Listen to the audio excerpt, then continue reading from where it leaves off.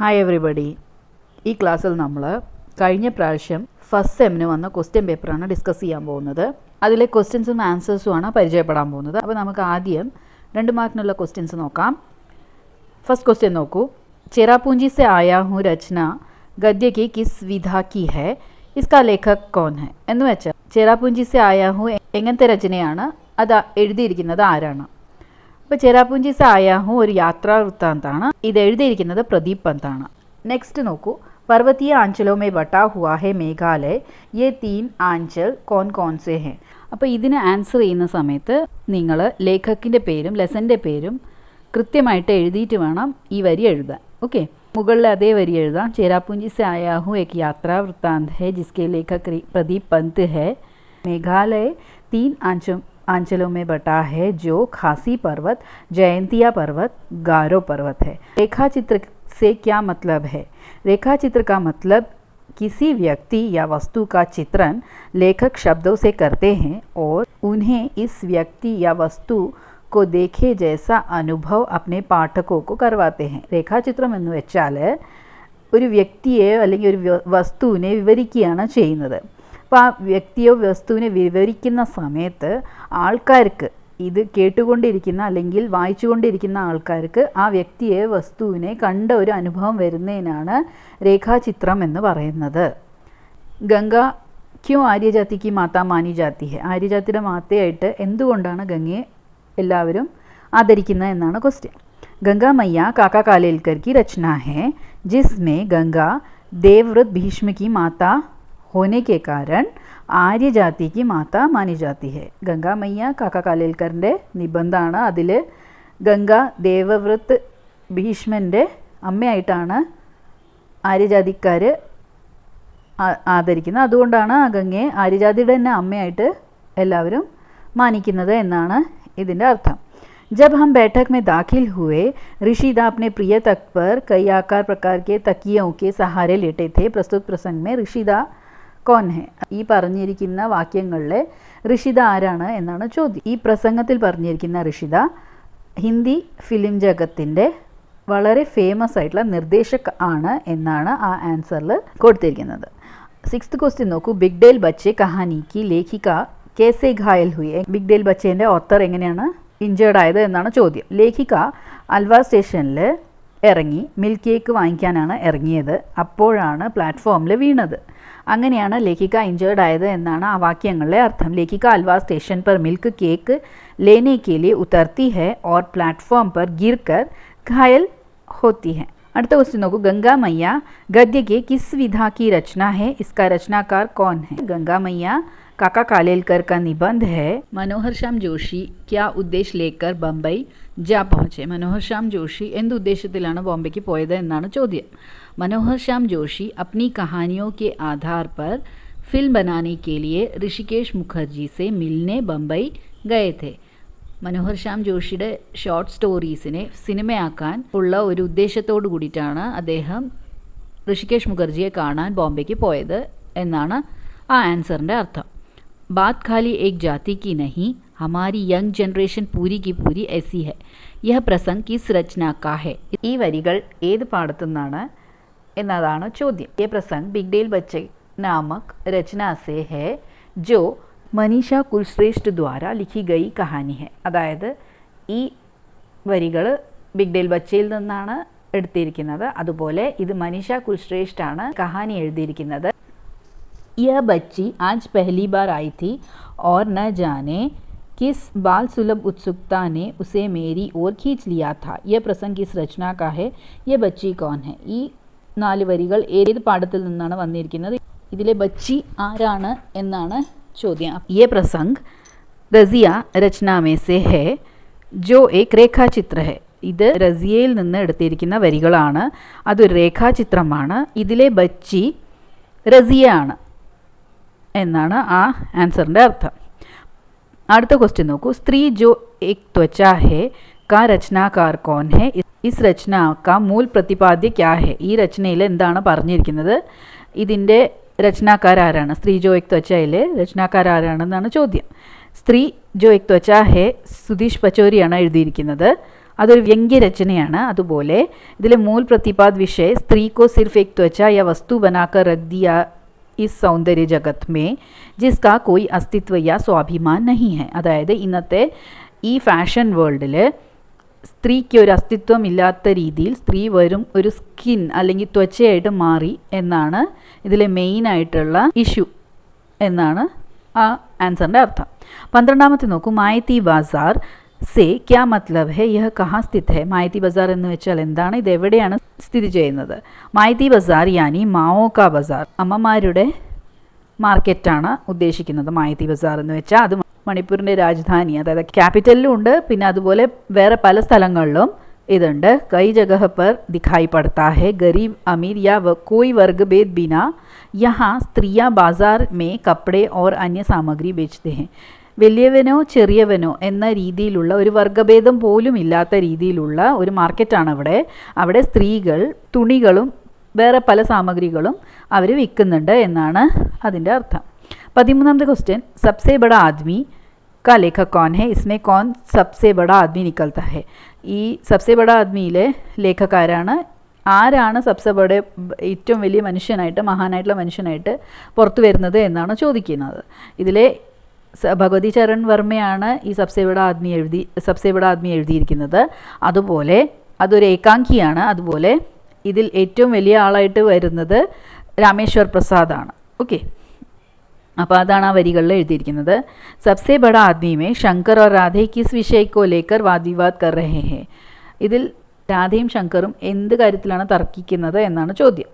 രാധെ ശല്യയാണ്, വലിയ മഹാനായിട്ടുള്ള വ്യക്തിയാണ് എന്ന് പറയുന്നത്. അതേപോലെ ശങ്കർ നെപ്പോളിയനെയാണ് മഹാനായിട്ടുള്ള വ്യക്തിയായിട്ട് വിചാരിച്ചിരിക്കുന്നത്. അപ്പോൾ ഈ ഒരു കാര്യത്തിന് വേണ്ടിയിട്ടാണ് രണ്ടാളും അങ്ങോട്ടും ഇങ്ങോട്ടും തർക്കിക്കുന്നത്. ഇനി പാർട്ട് ബിയിലേക്ക് പോകാം. ഓരോന്നും 5-5 മാർക്കിൻ്റെ ക്വസ്റ്റ്യൻസ് ആണ്. വളരെ ഷോർട്ടായിട്ടുള്ള രീതിയിലാണ് ഞാൻ എഴുതിയിരിക്കുന്നത്. നിങ്ങൾ ഈ വരികൾ എക്സ്പാൻഡ് ചെയ്തിട്ട് വേണം നിങ്ങൾ എഴുതാൻ. PDF ഫോമാറ്റിലുള്ള നോട്ട്സിൻ്റെ ലിങ്ക് ഡിസ്ക്രിപ്ഷൻ ബോക്സിലിടാം. നിങ്ങൾ അതെല്ലാം വായിച്ച് എല്ലാ ചാപ്റ്റേഴ്സിൻ്റെയും വീഡിയോസ് അപ്ലോഡ് ചെയ്തിട്ടുണ്ട്, അതും നിങ്ങൾ ചെക്ക് ചെയ്യൂ. സബ്സെ ബഡ ആദ്മി കാ വ്യംഗ്യ സ്പഷ്ട കീജിയെ, ഇതിലെന്താണ് ഒരു സട്ടയറായിട്ടുള്ള പറഞ്ഞിരിക്കുന്നത് എന്ന് ക്ലിയർ ആയിട്ട് പറയാനാണ് പറഞ്ഞിരിക്കുന്നത് ചോദ്യത്തിൽ. അക്സർ ഹം അപ്നെ പസന്ദ് കെ വ്യക്തി को महान मानते हैं, किसी विचारधारा में विश्वास करते हैं, किंतु दूसरों के विचारों को एवं ഉൻകെ പസന്ദ് കോ ഏകദം ഗലത് മാനത്തെ ഹെ. അതായത് നമ്മൾ ഇഷ്ടപ്പെടുന്ന ആൾ മാത്രമാണ് ശരി എന്ന് നമ്മൾ വിചാരിക്കുന്നു, അയാൾ മാത്രമാണ് മഹാൻ എന്ന് നമ്മൾ വിചാരിക്കുന്നു. പക്ഷേ അന്യരുടെ ലൈക്സിനെ നമ്മൾ തെറ്റായിട്ടാണ് ചിന്തിക്കുന്നത്. അതാണ് ഈ ഒരു ഏകാംകിയിൽ ഭഗവതി ചരൺ വർമ്മ പറഞ്ഞിരിക്കുന്നത്. Is per ലേഖക് Bhagavathi Charan Varma ജീനെ ഏകാംകി may വ്യംഗ്യ കിയാ ഹെ. ഈ കാര്യത്തിനെ കുറിച്ചിട്ടാണ് ലേഖക് ഈ ഏകാംകിയിൽ പറഞ്ഞിരിക്കുന്നത്, സട്ടൈറിക്കൽ ആയിട്ടുള്ള രീതിയിൽ പറഞ്ഞിരിക്കുന്നത് എന്നാണ് ആ ഒരു വാക്കിൻ്റെ അർത്ഥം. ഹം അപ്നി വിചാർധാരാക്കോ മഹാൻ സാബിത് കർനെ കെ ലിയെ ദൂസറോ കി വിചാർധാരാവോ മേ കമി ഢൂണ്ട്തേ ഹെ. എന്ന് വെച്ചാൽ നമ്മളുടെ വിചാരധാര, നമ്മളുടെ ഒരു ആറ്റിറ്റ്യൂഡ് ശരിയാണ് എന്ന് ഉറപ്പിക്കാൻ വേണ്ടി നമ്മൾ അന്യരുടെ അല്ലെങ്കിൽ വേറെ ആൾക്കാരുടെ ആറ്റിറ്റ്യൂഡുകളിലുള്ള തെറ്റുകളും കുറവുകളും കണ്ടുപിടിക്കുകയാണ് ചെയ്യുന്നത് എന്നാണ് ആ വാക്യത്തിൻ്റെ അർത്ഥം. दूसरों को नीचा दिखाते हुए लोगों पर लेखक इशारा करते हुए व्यंग्यात्मक रूप से यह साबित करते हैं कि वास्तव में सबसे बड़ा आदमी तो वही है जो सबके वादों को मानता है और सबको लूटने का सामर्थ्य रखता है. എന്ന് വെച്ചാൽ മറ്റുള്ളവരെ നമ്മൾ താഴ്ത്തി കാണിക്കാൻ ശ്രമിക്കുന്ന സമയത്ത് ലേഖക് പറയുന്നത്, ലേഖക് സട്ടൈറിക്കൽ ആയിട്ടുള്ള രീതിയിൽ പ്രൂവ് ചെയ്യാണ് ഏറ്റവും വലിയ വ്യക്തി ആരാണെന്ന് വെച്ചാൽ എല്ലാവരുടെ വാദങ്ങൾ, അതായത് എല്ലാവരുടെ ആറ്റിറ്റ്യൂഡും ശരിയാണ് എന്ന് വെക്കുന്ന ഒരാളാണ്. അതേ സമയത്ത് ഈ സബ്സെ ബഡ വ്യക്തി ആരാണെന്ന് വെച്ചാൽ അവരെ പറ്റിക്കാനും സാമർഥ്യമുള്ള ആളാണ് എന്നാണ് ആ വാക്യത്തിൻ്റെ അർത്ഥം. ബിഗ്ഡേൽ ബച്ചെ കഹാനി കി യുവാ പീഡി കി മാനസികത കാ പരിചയ ദേ. അതായത് യങ് ജനറേഷൻ്റെ ഒരു മെൻറ്റാലിറ്റിയെ കുറിച്ചിട്ട് ബിഗ്ഡേൽ ബച്ചയിൽ എന്താണ് പറഞ്ഞിരിക്കുന്നത് അത് വിശദീകരിക്കാനാണ് ചോദ്യം. മനീഷ കുൽശ്രേഷ്ഠ ജി की कहानी बिगडेल बच्चे में युवा पीढ़ी की मानसिकता दर्शाई है और बुजुर्गों का उनके तरफ का दृष्टिकोण दिखाई पड़ता है. ബിഗ്ഡേൽ ബച്ചയിൽ യങ് ജനറേഷൻ്റെ ഒരു മെൻറ്റാലിറ്റി എങ്ങനെയാണ് എന്നതാണ് കാണിക്കുന്നത്. അതേ സമയത്ത് ഓൾഡ് ഏജ്ഡ് ആയിട്ടുള്ള അല്ലെങ്കിൽ മിഡിൽ ഏജ്ഡ് ആയിട്ടുള്ള ആൾക്കാരുടെ ഈ യങ് ജനറേഷനോടുള്ള ഒരു ആറ്റിറ്റ്യൂഡ് എങ്ങനെയാണ് അതും ഈ ഒരു ബിഗ് ഡേൽ ബച്ചയിൽ കാണുന്നുണ്ട് എന്നാണ് ആ വാക്യത്തിൻ്റെ അർത്ഥം. ഹമാരെ സമാജ് മേ യുവാ പീढ़ी की लापरवाह होने और स्वार्थी होने की राय रखने वाले लोग बहुत सारे हैं.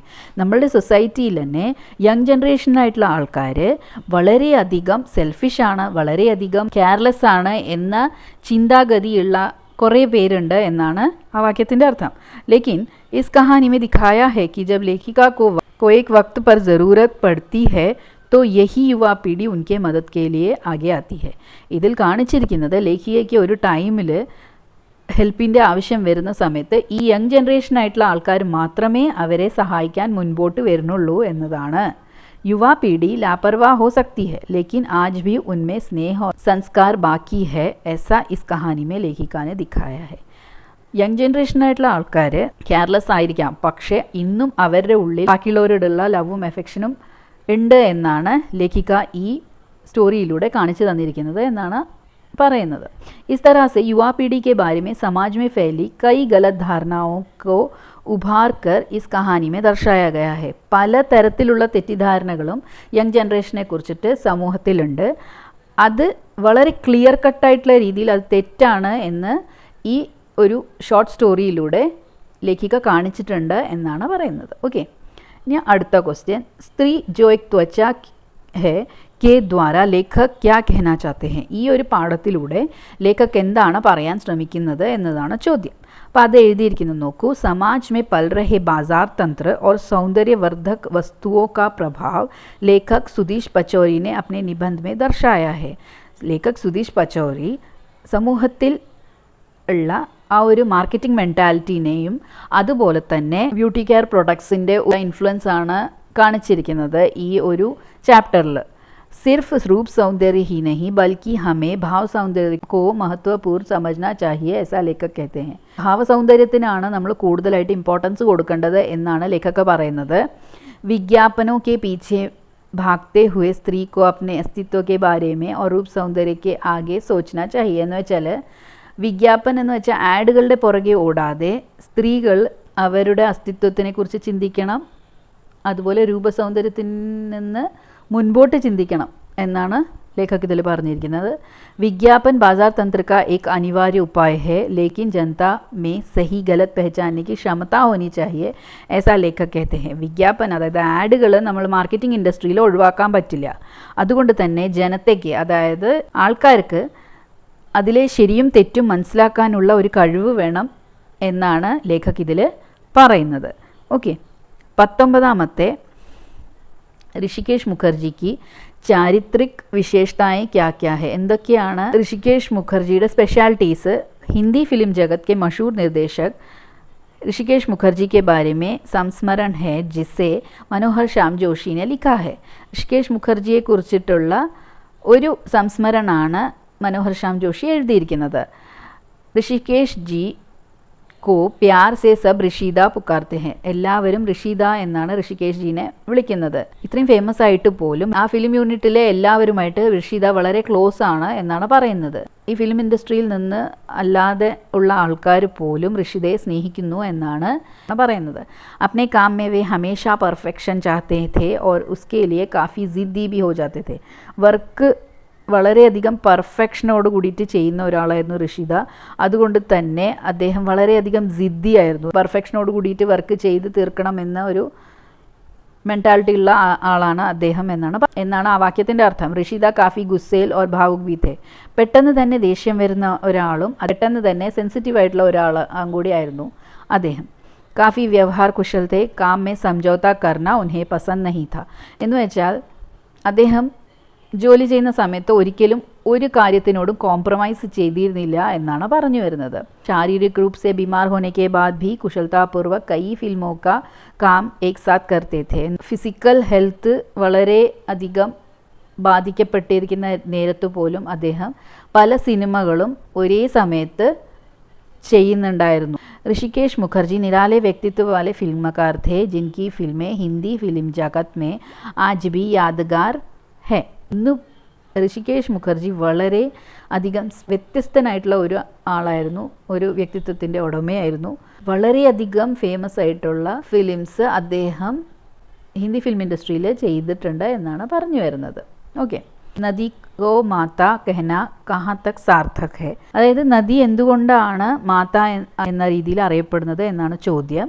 നദി കോ മാത കഹന ഹി സാർത്ഥക് ഹെ ക്യോങ്കി വഹ മാത കി തരഹ ജീവൻദായിനി ഹെ. നദി അമ്മയെ പോൽ തന്നെ എല്ലാവർക്കും ജീവൻ പ്രദാനം ചെയ്യുന്നു, ജീവൻദായിനിയാവുന്നു. അതുകൊണ്ട് തന്നെ നദിയെ മാത എന്ന് വിളിക്കാം എന്നാണ് ആ ഒരു വാക്യത്തിലെ അർത്ഥം. നദി ജീവൻ കാ മൂൽ തത്വ ജൽ ഹമേ ഉപലബ്ധ കർവാത്തി ഹെ എന്ന് വെച്ചാൽ നദിയാണ് നമുക്ക് വെള്ളം, അത് ജീവിതത്തിൻ്റെ ബേസിക് നീഡായിട്ടുള്ള ജലം നമുക്ക് തരുന്നത് നദിയാണ്. നദിക്കരയിലാണ് പലതരത്തിലുള്ള കൾച്ചേഴ്സ്, പലതരത്തിലുള്ള സിവിലൈസേഷൻസും വളർന്നിരിക്കുന്നത്. അതാണ് സംസ്കൃതി ആ നദിയോं के किनारे ही विकसित होती है. नदी जल एवं शुद्ध वायु प्रदान कर अतीत काल से अनेकों संस्कृतियों को जीवित रखती है. നദി നമുക്ക് വെള്ളം തരുന്നു, ശുദ്ധമായിട്ടുള്ള വായു പ്രദാനം ചെയ്യുന്നു. അതുപോലെ തന്നെ പണ്ട് കാലം മുതൽ തന്നെ പല സിവിലൈസേഷനുകളും ജീവിച്ചിരിക്കുന്നത് നദീക്കരയിലാണ് എന്നാണ് ആ ഒരു വാക്യത്തിൻ്റെ അർത്ഥം. ഡൊമീൻ കാക്കി കഹാനി की मूल संवेदना पर विचार कीजिए. ഡൊമീൻ കാക്കി എന്ന ആ ഒരു കഹാനിയിൽ എന്താണ് അതിൽ പറഞ്ഞിരിക്കുന്നത്, അതിൻ്റെ മെയിനായിട്ടുള്ള ഇഷ്യൂ, മെയിനായിട്ടുള്ള പോയിൻ്റ് എന്താണെന്നാണ് ചോദ്യം. ഡൊമീൻ കാക്കി ചിത്രാ മുദ്ഗൽ ദ്വാര ലിഖി ഗൈ ലഘു കഥ ഹെ.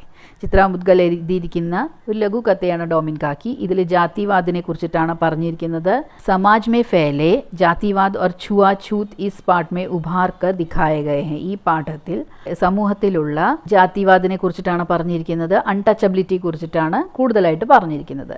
ऊंची जाति के लोग नीचे जाति के लोगों से अपने घर का सारा काम करवा लेते हैं. ഹൈ കാസ്റ്റ് ആയിട്ടുള്ള ആൾക്കാർ അവരുടെ വീട്ടിലെ എല്ലാ കാര്യങ്ങളും ലോ കാസ്റ്റ് ആയിട്ടുള്ള ആൾക്കാരെ കൊണ്ട് ചെയ്യിപ്പിക്കുകയും പക്ഷേ അവർ തൊട്ട് കഴിഞ്ഞാൽ മാത്രം അവരെ ധർമ്മഭ്രഷ്ടായി എന്ന രീതിയിലാണ് അവരെ ആറ്റിറ്റ്യൂഡ് വരുന്നത് എന്നാണ് ഈ ഒരു കഥയിൽ പറഞ്ഞിരിക്കുന്നത്.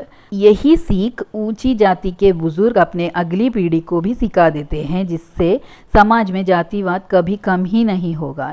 ഇതേ ഒരു ലെസനാണ് ബുസുർഗ് എന്ന് വെച്ചാൽ ഓൾഡ് ഏജ് ആയിട്ടുള്ള ആൾക്കാർ, ഹൈ കാസ്റ്റിലുള്ള ഓൾഡ് ഏജ്ഡ് ആയിട്ടുള്ള ആൾക്കാർ അവരുടെ നെക്സ്റ്റ് ജനറേഷന് പകർന്നു കൊടുക്കുന്നത്.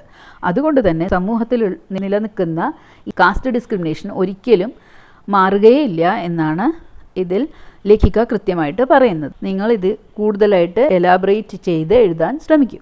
നിബന്ധ കെ ആധാർ പർ മണിപ്പൂർ കി നാരിയോ കെ ജീവൻ കാ പരിചയ ദേ. സ്ത്രീകളുടെ ജീവിതം അതിൻ്റെ പരിചയം കൊടുക്കാനാണ് പറഞ്ഞിരിക്കുന്നത് ചോദ്യം. അപ്പോൾ ആൻസർ മണിപ്പൂർ की स्त्रियों में स्थिति उतनी अच्छी नहीं है, वहाँ बहु विवाह की प्रथा चली आ रही है. എന്ന് വെച്ചാൽ മണിപ്പൂരിലെ സ്ത്രീകൾക്ക് അത്രയ്ക്ക് ഒരു സ്ഥിതി നല്ല രീതിയിലുള്ള സ്ഥിതിയല്ല. അവിടെ ബഹുവിവാഹം എന്ന് വെച്ചാൽ കുറേ വിവാഹം കഴിക്കുന്ന ഒരു സമ്പ്രദായമാണ് നിലനിന്ന് വന്നിരിക്കുന്നത്.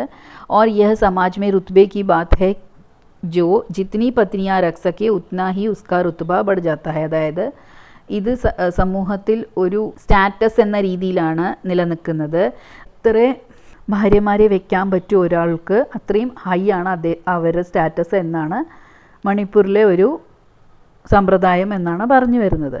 ജഹാ ഹമേ ഇംഫാൽ में बायती बाज़ार दिखाई पड़ता है, उसी समय मणिपुर में स्त्रियों की हालत खस्ता है और वहाँ बहु विवाह करना आम बात हो गई है. നമുക്ക് ഇംഫാലിലൊക്കെ മായത്തി ബസാർ കാണുന്ന അതേ സമയത്ത് തന്നെ മണിപ്പൂരിൽ എന്താ സംഭവിക്കുന്നതെന്ന് വെച്ചാൽ സ്ത്രീകളുടെ സ്ഥിതി വളരെ മോശമായി കൊണ്ടുവരികയാണ് ചെയ്യുന്നത്.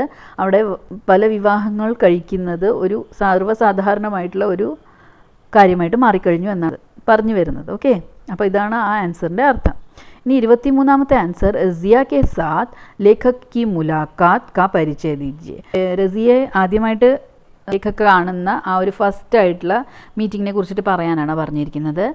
रज़िया से लेखक की मुलाकात उनके अपने घर में होती है जब नन्ही सी रज़िया अपनी माँ के साथ उनके गांव चूड़ी बेचने आती है. ലേഖക് റസിയെ കണ്ടത് അദ്ദേഹത്തിൻ്റെ വീട്ടിൽ തന്നെയാണ്. റസിയ അവളുടെ അമ്മയുടെ ഒപ്പം വളകൾ വിൽക്കാൻ വരുന്ന സമയത്താണ് ലേഖക് ഫസ്റ്റായിട്ട് അവളെ കാണുന്നത്. ലേഖക് ബി ഉസ് സമയ നൻഹെ സേ ബാലക് थे. ലേഖക്കും ആ ടൈമിൽ ചെറിയൊരു കുട്ടിയായിരുന്നു. മൗസി ദ്വാര ദിയെ പക്വാൻ ഝൂലെ പർ ബെഡ്കർ ഇത്മിനാൻ സെ ഖാ രഹേ थे. അതായത് മൗസി എന്ന് വെച്ചാൽ ചെറിയമ്മ തന്നിരിക്കുന്ന എന്തൊരു സ്വീറ്റ് ആയിട്ടുള്ള ഭക്ഷണം കഴിച്ചുകൊണ്ടിരിക്കുന്ന സമയത്താണ് ലേഖക്കിൻ്റെ കണ്ണുകളിൽ ഒരു പ്രത്യേക രീതിയിലുള്ള കുട്ടിയെ കാണുന്നത്. വളരെ സ്ട്രേഞ്ച് ആയിട്ടുള്ള രീതിയിലുള്ള കുട്ടി. കാരണം തന്നെ അവരുടെ റൂപ്പ് രംഗ് എന്ന് വെച്ചാൽ അവരുടെ വേഷഭൂഷയും ആ ഒരു ഫെയർ ആയിട്ടുള്ള കളറ് അതുപോലെ നല്ല നീല കളറുള്ള കണ്ണുകൾ, ചെഹ്റേപ്പർ ലട്ടക്തേ ബാൽ എന്ന് വെച്ചാൽ മുഖത്ത് വീണ് കിടക്കുന്ന മുടി, ചാന്ദിക്ക് ആഭൂഷൺ എന്ന് വെച്ചാൽ സിൽവറിൻ്റെ ഓർണമെൻറ്റ്സ്, അതുപോലെ വളരെ ഇന്നസെൻ്റ് ആയിട്ടുള്ള രീതിയിലുള്ള ഒരു ഫേസ് ആയിരുന്നു റസിയയ്ക്ക് ഉണ്ടായിരുന്നത്. അപ്പോൾ ആ സമയത്ത് തന്നെ ലേഖക്കിന് റസിയോട് ഒരു ഇഷ്ടം തോന്നുകയാണ് എന്നാണ് ആ ഒരു ആൻസറിൻ്റെ അർത്ഥം വരുന്നത്. ഇനി 10 മാർക്സിൻ്റെ ക്വസ്റ്റ്യനാണ് 4 ക്വസ്റ്റ്യൻസ് വരുന്നത്. അത് ഞാൻ ആൻസേഴ്സ് ആയിട്ടുള്ള രീതിയിൽ എഴുതിയിട്ടില്ല. റസിയ രേഖാചിത്ര के आधार पर रज़िया के जीवन का परिचय दे. റസിയെക്കുറിച്ചിട്ട് ആ രേഖാചിത്ര വായിച്ചിട്ട് റസിയയുടെ ജീവിതത്തിനെ കുറിച്ചിട്ട് എഴുതാനാണ് പറഞ്ഞിരിക്കുന്നത്. അതുപോലെ അടുത്ത ക്വസ്റ്റ്യൻ നോക്കൂ, ബിഗ്ഡേൽ ബച്ചെ കഹാനി കാ സാരാംശം, സമറി എഴുതാനാണ് ബിഗ്ഡേൽ ബച്ചയുടെ. അതുപോലെ അടുത്ത ക്വസ്റ്റ്യൻ, ഗംഗാ മയ്യ നിബന്ധ के आधार पर गंगा का महत्व का प्रतिपादन कीजिए. ഗംഗയുടെ മഹത്വത്തിനെ കുറിച്ചിട്ട് എഴുതാനാണ് നെക്സ്റ്റ് ക്വസ്റ്റ്യൻ 26ാമത്തെ. ലാസ്റ്റ് ക്വസ്റ്റ്യൻ മേഘാലയത്തിൻ്റെ പ്രാകൃതിക് സാംസ്കൃതിക് വിശേഷതയെ കുറിച്ചിട്ടാണ്. അതായത് ജോഗ്രഫിക്കലും നാച്ചുറൽ സ്പെഷ്യാലിറ്റീസിനെ കുറിച്ചിട്ട് മേഘാലയത്തിൻ്റെ എഴുതാനാണ് ലാസ്റ്റ് ക്വസ്റ്റ്യൻ വന്നിരിക്കുന്നത്. ഇതെല്ലാം 10 മാർക്സിൻ്റെ ക്വസ്റ്റ്യൻ ആയതുകൊണ്ട് തന്നെ നിങ്ങൾ ആദ്യം ആ ലേഖകനെ കുറിച്ചിട്ട് ഒന്ന് ഡിസ്ക്രൈബ് ചെയ്തിട്ട് അവരുടെ മെയിനായിട്ടുള്ള വർക്ക്സ് അറിയെങ്കിൽ അതും കൂടി പറഞ്ഞ ശേഷം ആ പാഠത്തിൽ എന്താണ് പറഞ്ഞിരിക്കുന്നത് അതെഴുതുക. അതിന് ശേഷം നിങ്ങൾ ഈ ചോദ്യത്തിൻ്റെ ആൻസറിലേക്ക് കടക്കുക. അങ്ങനെ 2 പാരഗ്രാഫ് 2 or 3 പാരഗ്രാഫായിട്ടുള്ള രീതിയിൽ എഴുതിയാൽ മാത്രമേ നിങ്ങൾക്ക് ഓരോ ക്വസ്റ്റ്യനും 10 മാർക്ക് കിട്ടുള്ളൂ. അപ്പോൾ ഇതിനെക്കുറിച്ചിട്ടുള്ള വീഡിയോസ് എല്ലാം അപ്ലോഡ് ചെയ്തിട്ടുണ്ട്, അതെല്ലാം ചെക്ക് ചെയ്യൂ. നോട്ട്സിൻ്റെ ലിങ്ക് ഈ ഡിസ്ക്രിപ്ഷൻ ബോക്സിലിടാം, അതും ചെക്ക് ചെയ്യൂ. ഇതിലെ എല്ലാ ചാപ്റ്റേഴ്സിൻ്റെയും ലേഖകിൻ്റെ പേരും ആ ചാപ്റ്റർ ഏത് രീതിയിലുള്ള രചനയാണ് എന്നതും ഞാൻ ഇതിനോടൊപ്പം തന്നെ ചേർക്കുന്നുണ്ട്. ഇത് പഠിച്ച് മനസ്സിലാക്കി നിങ്ങൾ ആൻസർ ചെയ്യുന്ന സമയത്ത് ഇത് ഉൾപ്പെടുത്തിയിട്ട് വേണം നിങ്ങൾ ക്വസ്റ്റ്യൻസ് ആൻസർ ചെയ്യാൻ. ഇത്രയും നേരം ഈ വീഡിയോ കണ്ടതിന് താങ്ക് യു. എന്തെങ്കിലും ഡൗട്ട് ഉണ്ടെങ്കിൽ തീർച്ചയായിട്ടും പറയൂ. നിങ്ങളുടെ സജഷൻസ് ഉണ്ടെങ്കിൽ അതും കമൻറ്റ് ബോക്സിൽ അറിയിക്കൂ. ലൈക്ക് ചെയ്യൂ, ഷെയർ ചെയ്യൂ, സബ്സ്ക്രൈബ് ചെയ്യൂ. Thank you.